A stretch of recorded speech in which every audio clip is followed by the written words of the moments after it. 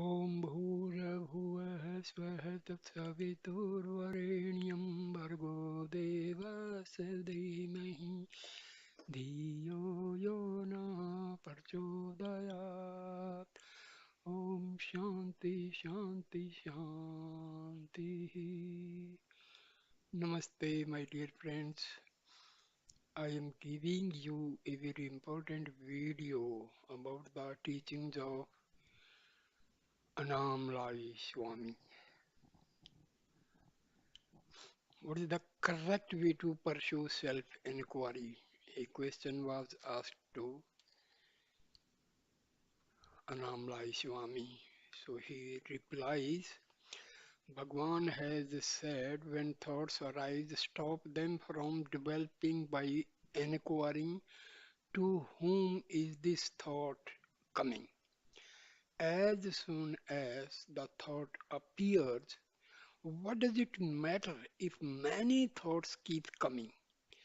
Inquire into their origin or find out who has the thoughts, and sooner or later the flow of thoughts will stop.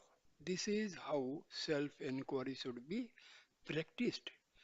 First, seal off the entrances and exist to the mind by not reacting to rising thoughts or sense impressions. Don't let new ideas, judgments, likes, dislikes, etc.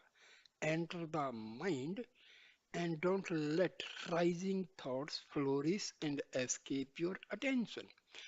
Thoughts need a thinker to pay attention to them and indulge in them. If the thinker withholds his attention from rising thoughts or challenges them before they have a chance to develop, the thoughts will all die of starvation.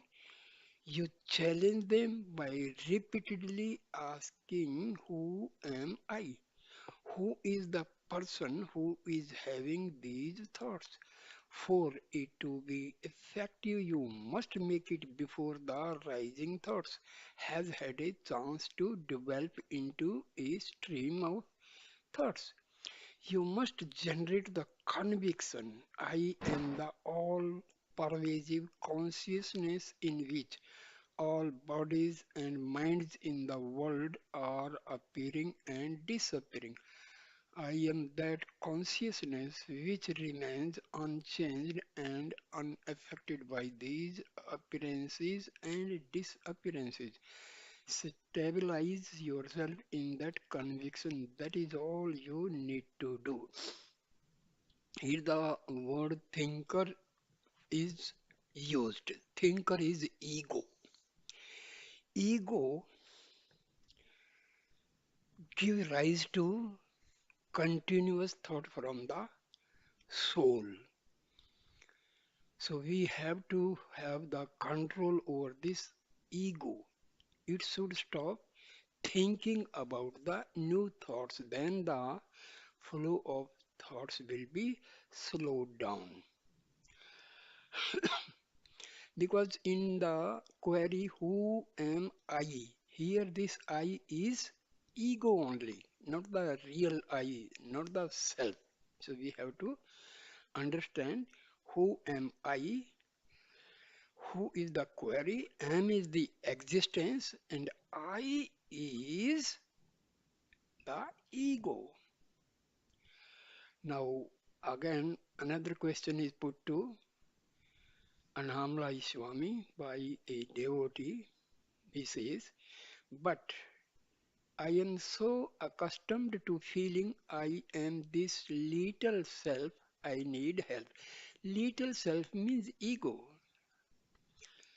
The little self will only give way to the real self if you meditate constantly. You cannot whisk it away with a few stray thoughts. If you can understand that this little self never at any time had any existence outside your imagination, Just like the snake never existed, it was always the rope. You will not be concerned about ways to eliminate it. Your desire for help in eliminating it is part of your problem. Don't make the mistake of imagining there is some goal to be reached or attained. If you think like this, you will start to look for methods and people to help you.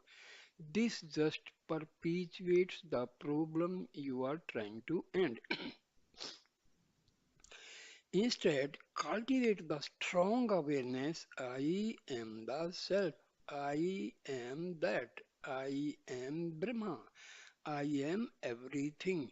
You don't need any method to get rid of the wrong ideas about yourself. All you have to do is stop believing them. The best way to do this is to replace them with ideas which more accurately reflect the real state of affairs. If you think and meditate, I am the self, it will do you a lot more good than thinking, I am the little self. How can I get rid of this little self? Little self means false I or ego. You said that you need help. If you desire to gain a proper understanding of your real nature is intense enough, help will automatically come. If you want to generate an awareness of your real nature, you will be immeasurably helped by having contact with a Jnani. The power and grace which a Jnani radiates quieten the mind and automatically eliminate the wrong ideas you have about yourself. You can make progress by having satsang of a realized guru and by constant spiritual practice. The guru cannot do anything for you. You must practice constantly in order to give up the limiting habits of many lifetimes. Here, Annamalai Swami is talking about a Jnani, a guru, realized soul. But first thing, purify yourself. Please, this is very important. Purify your mind. Do self inquiry in the correct way. A time will come, your soul, your Atma, or God will come as a guru. Sometime God will send a physical guru or your Atma will act as the guru. So do not dishearten yourself that I am not having a physical guru. Once you are going on the right track and you are observing the correct procedure of self inquiry, you will get all the help from divine power, divine forces. Even, even the sages who have left their physical body, they will come and help you. Make sure this is the correct and the 100% truth. See, you take the example of Acharya Sri Ram Sarma, who has founded this Gayatri Parivar. He was helped by a guru who was not in the physical frame but in astral body. That guru used to visit him and guide him. So please make sure first thing you have to start your sadhanas in the right direction as has been told by Maharishi Ramana or Annamalai Swami, Om Sadhu and all these devotees of Maharishi Ramana, you will get. Don't be afraid of that you will not get any guru means the guide. Your atma, even God in many other forms can guide you. So sometimes you may get a physical guru, otherwise don't be disappointed. Once you are observing all the correct procedures, God will help you. God may send a physical guru or God may come in any other form, but you will get the help. Please make sure, and this is 100% correct. Next question was put to Annamalai Swami. How does Maya operate?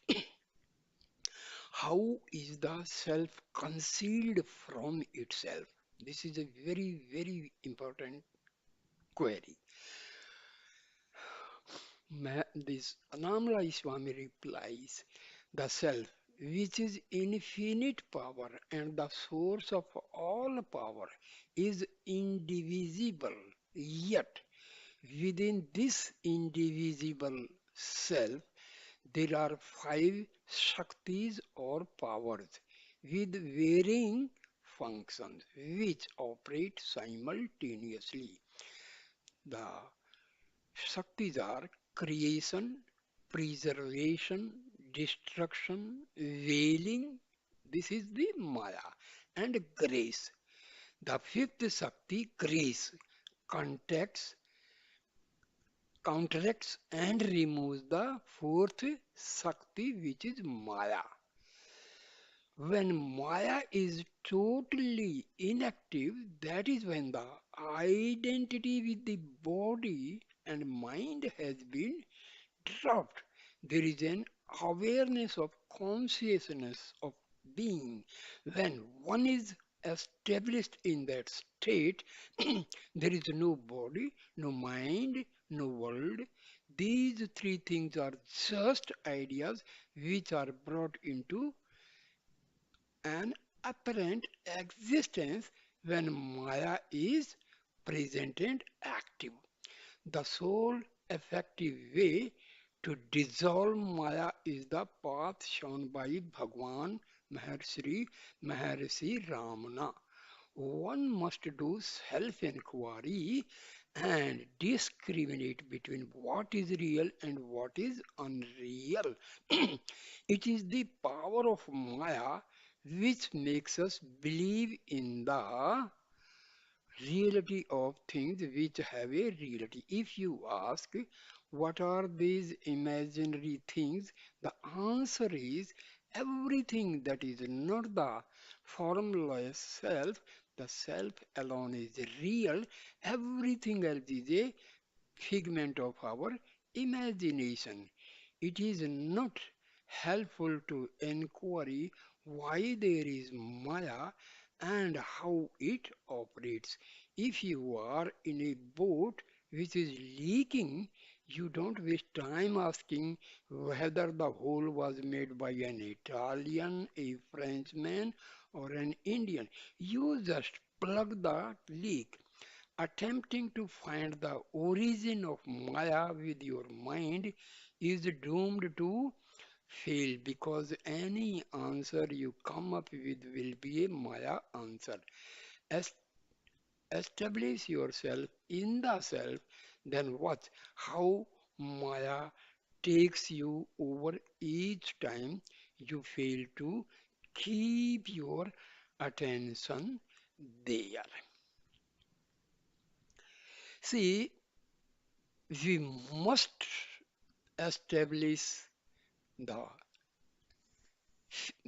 must establish faith in our Atma. Atma is omnipotent. So once you have the real faith in your Atma, the veiling Shakti that is called Maya, it will be weakened and it can be removed completely by the Atma. So do not dishearten yourself. This Maya is actually non-existent. Maya is, you know, it is the Shakti, it is the power of Brahma. So But you just divert this Maya to follow Atma and not the vice versa. Do not force your Atma to follow Maya, then you will be in all sorts of problems. So, force this Maya to follow your Atma. So, automatically it will vanish. This is the simple procedure.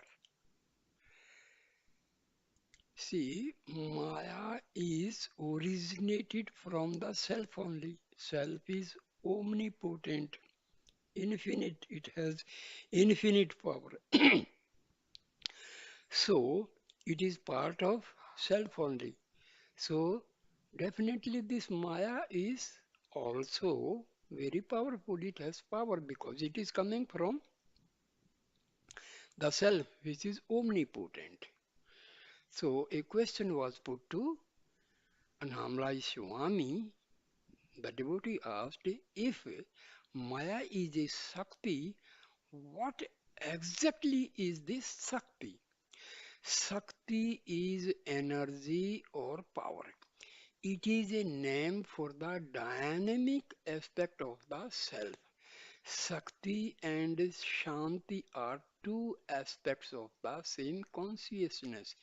If you want to separate them at all, you can say that Shanti is the unmanifest aspect of self, which Shakti is the man- manifest. But really, they are not separate. A flame has two properties, light and heat. The two cannot be separated. They are like the sea and the waves. Shanti is the vast, unmoving body of water. The waves that appear and move on the surface are Shakti. Shanti is merciless, vast and all encompassing. White Shakti is active. You can say this Maya is kinetic energy and Shanti is the potential energy. Potential energy means at rest. Kinetic energy means in motion. So the Shakti of self, when it is dynamic, when it is infested with kinetic energy, so this becomes the Maya because it will create many wailing and confusing aspect. So it is very powerful. But with patience, we have to convince ourselves that this Maya is in no way helpful in spiritual pursuits.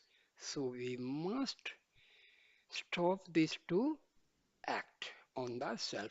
If we allow this Maya to play, it may create havocs and it may displace our self-inquiry and it creates haphazard. So we must convince this Maya to stop acting against the pursuit of self-inquiry. Further, Bhagavan used to say that after realization, the Jivan Mukta experiences Shanti within and is established permanently in that Shanti. Shanti means tranquility, peace. After realization, this Maya will stop acting. In the state of realization, he sees that all activities are caused by Shakti, that is dynamic, that is kinetic. After realization, one is aware that there are no individual people doing anything. Instead, there is an awareness that all activities are the Shakti of the same self. The jnani is one who is fully established in the shanti or the peace and is always aware that Shakti is not separate from him. In that awareness, everything is his self and all actions are his.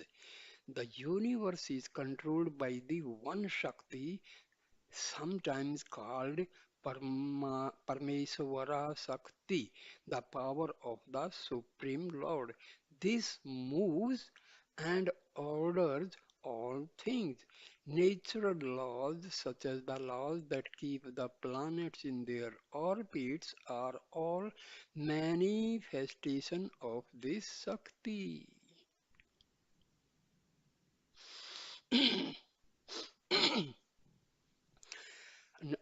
Next, another question is put to Annamalai Swami. If everything is the self, even Maya, then why can't I see the self? See, if something's lying at the bottom of a water pot, if the water is having waves and some dirt put in that, you cannot see the object lying at the bottom of that pot.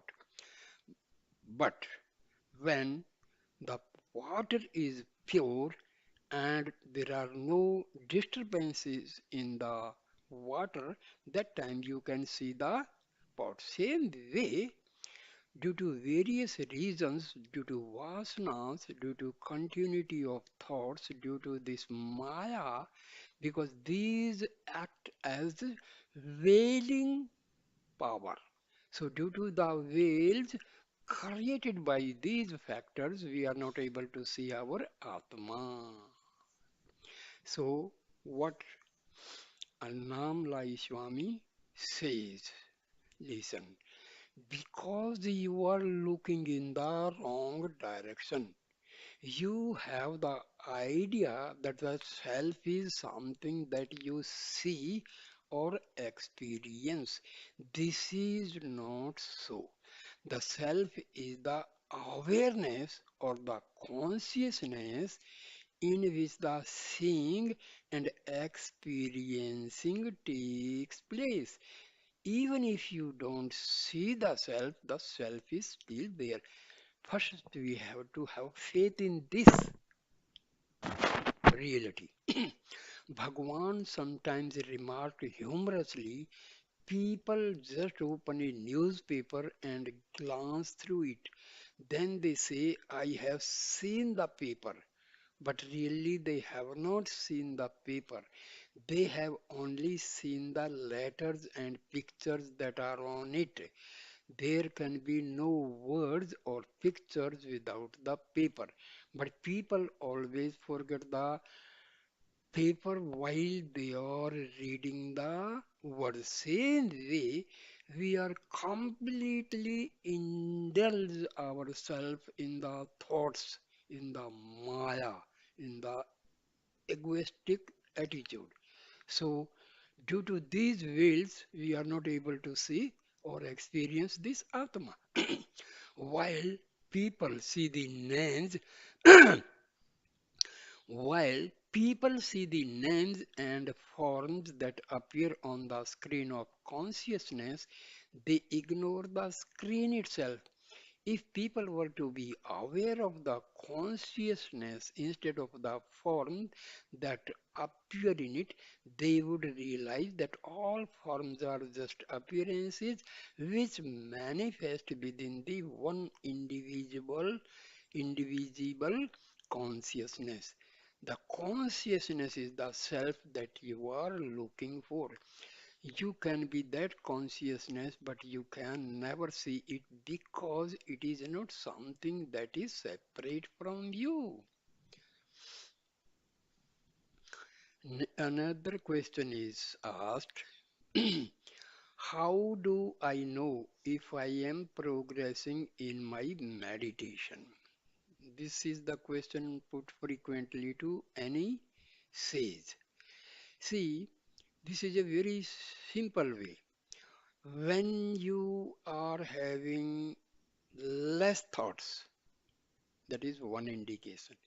When you feel glimpses of peace and happiness, this is the another indication that you are progressing. And when you are having no wailing thoughts, no vibratory actions, that means you are progressing. Now let us see what Annamalai Swami replies. Those who meditate a lot often develop a subtle form of ego. This is what ego means. You are having lot of thoughts. The frequency of thoughts is increased. They become pleased with the idea that they are making progress.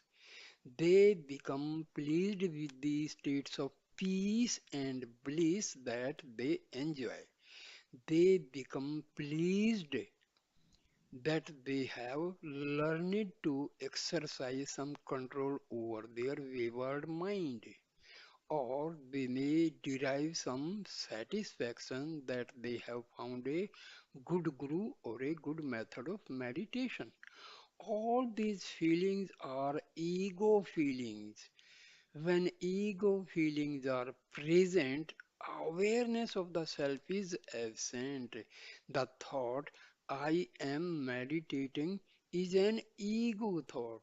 If real meditation is taking place, this thought cannot arise. Don't worry about whether you are making progress or not. Just keep your attention on the self 24 hours a day. Meditation is not something that should be done in a particular position at a particular time.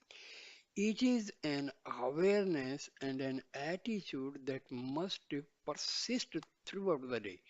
To be effective, meditation must be continuous. If you want to water a field, you dig a channel to the field and send water continuously along it for a lengthy period of time. If you send water for only 10 seconds and then stop, the water sinks into the ground even before it reaches the field. You will not be able to reach the self and stay there without a prolonged continuous effort. Each time give up trying or get distracted, some of your previous efforts goes to waste. You divide your life up into different activities.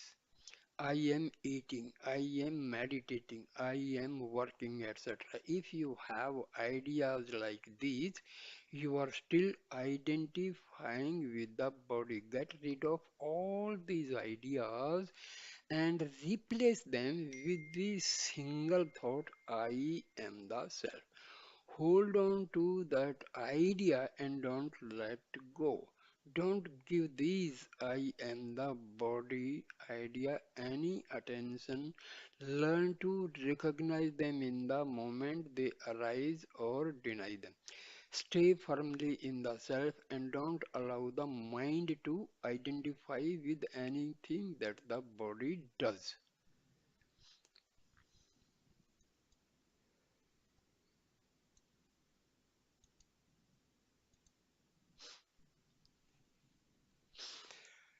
Another question is put to Annamalai Swami. My mind is unstoppable. How do I bring it to the self? When it rises, the mind automatically goes out into the world. If you do self-inquiry, you can train it to flow towards to the self. In deep sleep, the mind automatically goes to the self, but you are not aware of it. Through the steady practice of self-inquiry, the mind can be trained in such a way that it automatically flows towards the self in the waking and dream states. It is very difficult at first, but with practice it can be done. Repeated self-inquiry makes the mind go back into the self. Other methods may produce good experiences, but the good experiences will not make the mind go back into the self and stay there. See, use the positive affirmative method. What is that? Sit for meditation, close your eyes. See that there is no external disturbance, there is no noise. Then convince your mind or your ego, say like this, repeat like this, contem contemplate like this. I am going slowly and steadily inward, deeper, deeper, and deeper. I am nearing the spiritual heart. Now I have reached the gate of the spiritual heart. Now I am going to enter the spiritual heart. I have entered the spiritual heart, and now I am merging with the Atma. Here this I is ego. Remember this, ego is nothing but the modification of mind. When you say I am going inwardly, slowly and steadily, make sure this includes your mind, your intellect, your ego, and any other modification of mind. So, mind, along with its modifications, is compelled and convinced to move inwardly towards the spiritual heart and say, I am merging with the soul, and subsequently, my Atma is merging with the Brahma. Dear friend, this is the most important procedure. Your thoughts will cease to rise continuously. Maya will spo- uh, stop its place. Ego will be reduced to just completely powerless. Very, very nice math. You just, have positive affirmations like this when you are sitting in the meditation. Again, repeat. I am going inwardly, deeper and deeper, deeper and deeper, and going towards the spiritual heart, entering the spiritual heart, and merging with the self, merging with the Atma, and in turn, Atma is merging with the Brahma. Please, please have this experience. You will you will definitely, you will definitely have a good progress in the self-inquiry. Next question is put to Annamalai Swami. Is it good to devote some time to stay healthy? See, when our body is not healthy, so our whole attention will be towards the body only. So it is a good thing we must keep our body healthy. A healthy body will have a sound mind. So if the body is healthy, your 50% problems are solved. Otherwise, if the body is not healthy, your 50% power will be dissipated in the thinking about the body pain. There is pain here, there is stomach is there, headache is like this, then your complete progress in the self inquiry will be disturbed and hampered. So it is a very nice thing. And for keeping the body healthy, just keep watch on your diet. Ha- Eat sattvic food in less quantity. If you eat sattvic food but in bulk, that is also harmful. So eat sattvic food and in proper quantity. Now let us come to the question answer. Is it good to devote some time to stay healthy? Now, this Annamalai Swami replies, it is difficult to do sadhana if the body is not in good condition. Hatha yoga is one way of staying healthy. Bhagwan used to say, however, that of all the different asanas, nididhasana is the best. He would then add the nididhasana means abidance in the self. Don't pay too much attention to the body. If you worry about the well being of your body, you identify with it more and more. Look at it as a useful vehicle, maintain it, fuel it properly, and repair if it breaks down. But don't become attached to it. If you can keep your attention on the self without being distracted by unpleasant bodily sensations, you are healthy enough to do sadhana. If you do your meditation earnestly and continuously, you will begin to find that health problems will not distract you.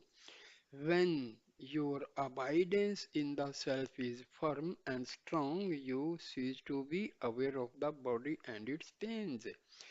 We must take care of the body by giving it food, shelter, and clothing. This is necessary because the journey to the self is only easy when the body is healthy. If a ship is not if a ship is not in need of repair, it is in good condition. We can easily use it to go on a journey, but you should not forget the purpose for which we have been given this body. Or our purpose in life is to realize the self. It is an easy matter to get a little food and find somewhere congenial to live and meditate. Once we have achieved this, we should have to further interest in the world and its problems. Next question. Forgetfulness of the self is a big problem for me. Annamalai Swami replies, forgetfulness of the self happens because of non-inquiry. So I say, remove the forgetfulness through inquiry. Forgetfulness is not a part of your destiny.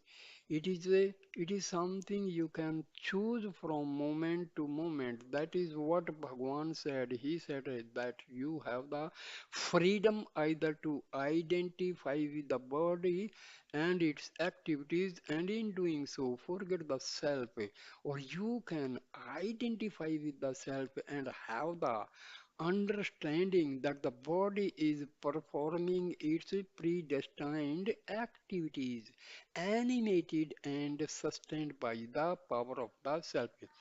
If you have an oil lamp and you forget to put oil in it, the light goes out. It was your forgetfulness and your lack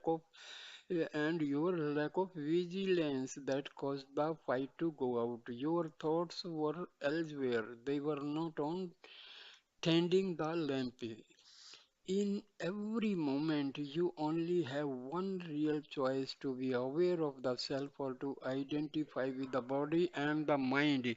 If you chose the latter course, don't blame God or God's will or predestination. God did not make you forget the self. You yourself are making that choice every second of your life. Next question is put: if you remain in the self, inquiry will not be necessary. If you move away from the now this is the continuity of the answer by Annamalai Swami. If you remain in the self, inquiry will not be necessary. If you move away from the self and go back to the mind, you then have to inquiry again and go back to yourself. Who is this I? It is neither the body nor the mind. If you remain as the self, there is neither body nor mind. So, what is the I? Inquire into it and find out for yourself. When you see the rope, what happens to the snake? Nothing happened to it because there never was a snake. Similarly, when you remain as the self, there is a knowing that this I never had any existence. All is the self. And you are not separate from the self. All is you. Your real state is the real, and in that state there is no body and no mind. This is the truth, and you know it by being it. This I am the body idea is wrong. This false idea must go, and conviction I am the self should come to the extent that it becomes constant. At the moment that this I am the body idea seems very naturally for you, you should work to the point where I am the self becomes natural to you. It happens when the wrong idea of being the body goes, and when you stop believing it to be true, it vanishes as darkness vanishes when the sun appears. This life is all a dream within a dream within a dream. We dream this world, we dream that we die and take birth in another body, and in this birth we dream that we have dreams. All kinds of pleasures and sufferings alternate in these dreams, but a moment comes when waking up happens. In this moment, which will call realizing the self, there is the understanding that all births, all the deaths, and all the sufferings, and all the pleasures were unreal dreams that have finally come to an end. Bhagwan has instructed us in Who Am I to see the whole world as a dream. When a realization comes, nothing will affect you because you will have the firm knowledge that all manifestation is an unreal dream. Now, Annamalai Swami's final words.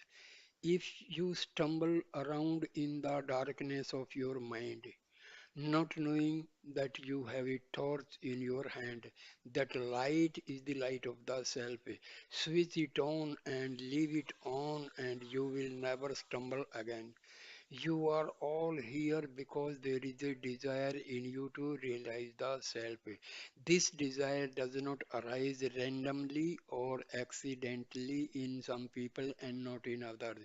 It is there because of the punyas, that is good acts, that may have come from meditation, charitable words, and so on. These punyas will manifest as a desire for freedom, a desire to do earnest sadhana, a desire to find a good teacher in whose presence the truth will be taught and revealed. If someone is destined to be Jnani in this life, it means that he has come to this final birth with a mountain of punyas to his credit. These punyas will take him to real guru, to a real satsang, and in this environment he will do sadhana and achieve the goal. If one does not have this mountain of punyas from the past, there will be no desire for freedom, no desire to look for a guru who can deliver it. The self is readily available all the time, but we cannot be aware of it or even put our attention on the thought of it because our vasanas are continuously leading our interest and attention in other directions. That's why it is so important to have the awareness. I am not the mind, I am the self. You have to forcibly drag your wandering attention back to the self. Each time it shows an interest in going anywhere else. Don't be interested in the words that the mind is serving up for you. It is putting them there to tempt you into a stream of thoughts that will take you away from the self. You have to ignore them all and focus on the light that is shining within you. I ask you to put all your attention, all your interest on realizing this final teaching. I am not the body or the mind, I am the self, all is the self. This is Bhagwan's final teaching. Nothing more needs to be added to it. Keep in good company while you pursue this knowledge, and all will be well. This was the final teaching of Bhagwan as well as Annamalai Swami. So, my dear friend, thank you for watching and listening this video. Please like, comment, and share this video and subscribe my channel. This is your channel, my dear friend. Thank you. Namaste. Namaste.